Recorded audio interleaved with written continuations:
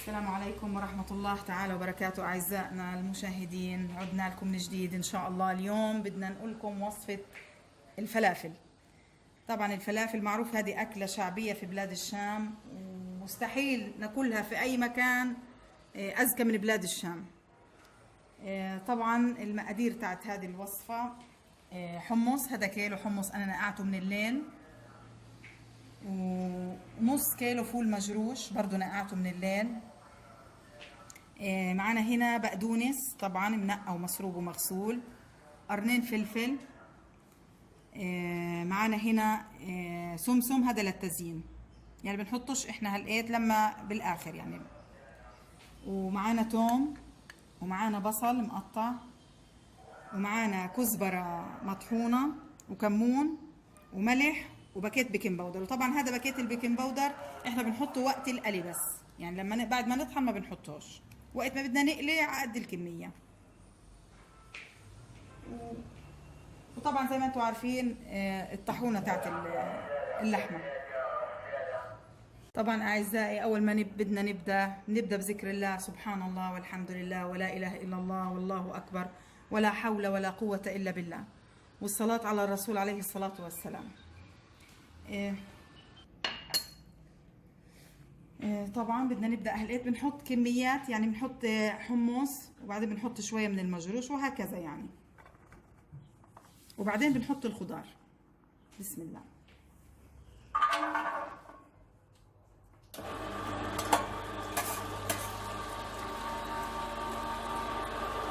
زي ما قلت لكم اعزائي، طبعا متعه انك تعملي حاجتك في قلب البيت، ونظافه وشي مضمون، وان شاء الله بيطلع زاكي.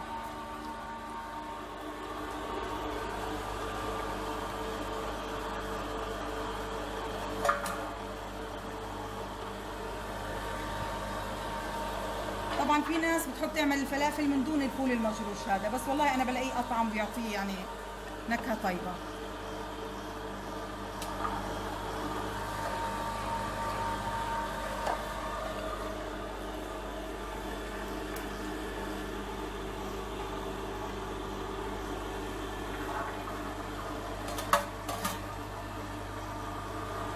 طبعا في البيت بتقليه، بتعرفي انه الزيت نظيف والقلي نظيف.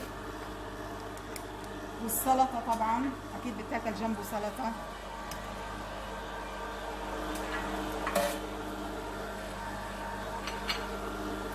نذكركم: سبحان الله والحمد لله ولا اله الا الله والله اكبر ولا حول ولا قوه الا بالله.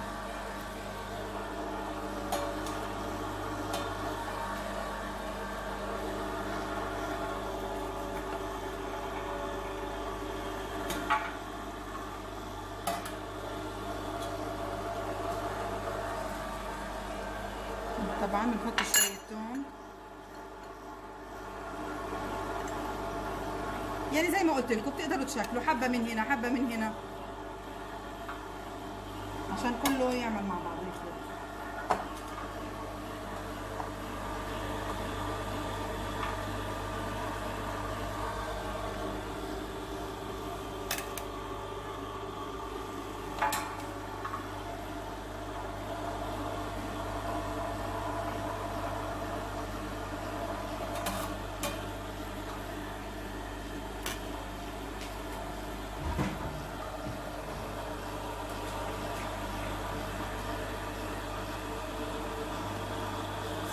طبعا الا ما يعسل شويه، بس احنا ايش بنزقه.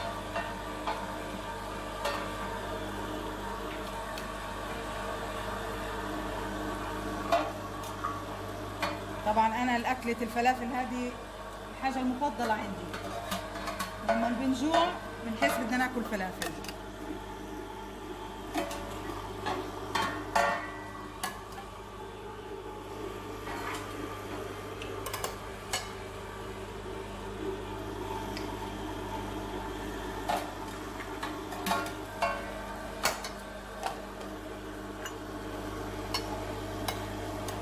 الواحد لازم في البيت يعمل كل حاجة، حتى الحمص أنا بعمله في البيت. طبعا إن شاء الله راح نعمله أورجيكم كيف.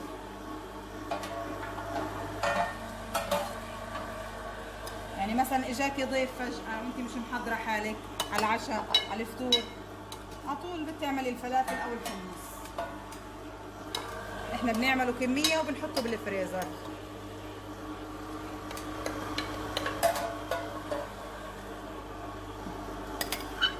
مش مشكله بنحطه على هدول.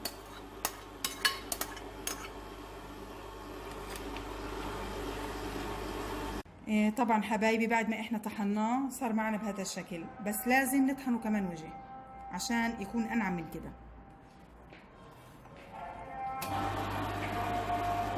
بسم الله.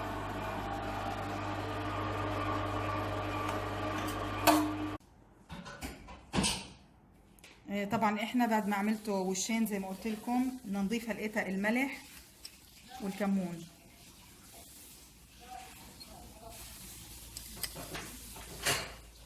طبعا لو لقيتوا الملح مثلا بخس هذا بس دائما انا بنصحكم ما تكتروش، ولما نحسه بده بنضيف.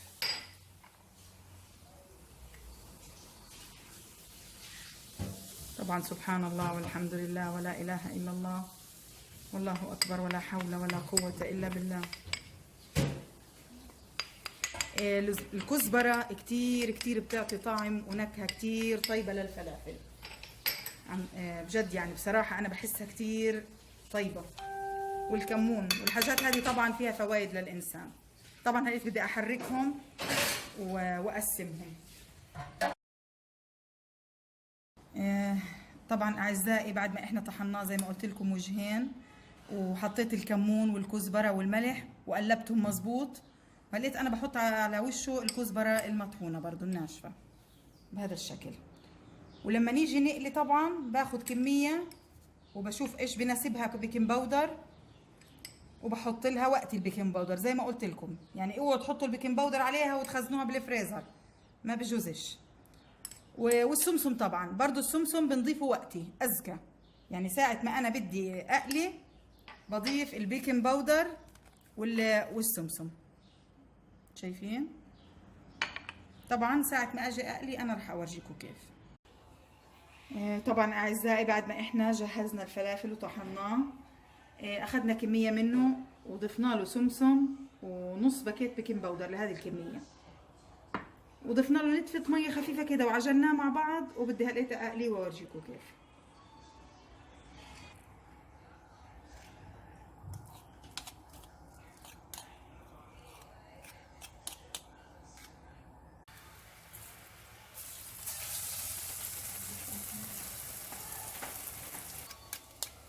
زي ما انتم شايفين هيك بهالشكل نازله. طبعا ما ننساش سبحان الله والحمد لله ولا اله الا الله والله اكبر ولا حول ولا قوة الا بالله. شايفين ما شاء الله ما اجمله.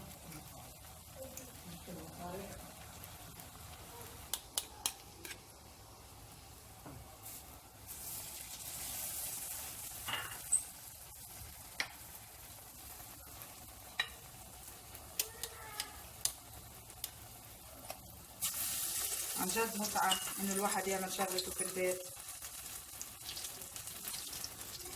حتى الأولاد بيستطعموا بيلاقوا الإشي زاكي. بس طبعا وانت بتقلي طبعا حميت النار، بس خلال ما بتقلي بتوطي النار عليه عشان ما ينحرقش.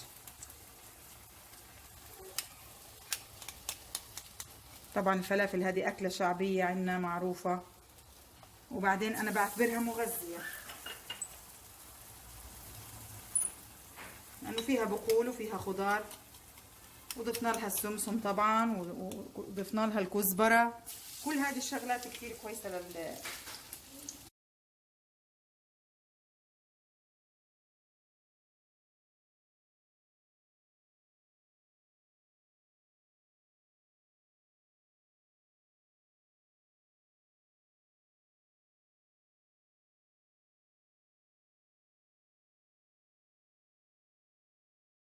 وبكده أعزائي المشاهدين أنهينا طبقنا اليوم، طبق الفلافل الشهي الرائع. طبعا أنا هذا الفلافل بالنسبة لي الأكلة المفضلة، وزي ما قلت لكم طبعا انتوا كده ضامنين وعارفين ايش بتسووا وايش بتطعموا اولادكم.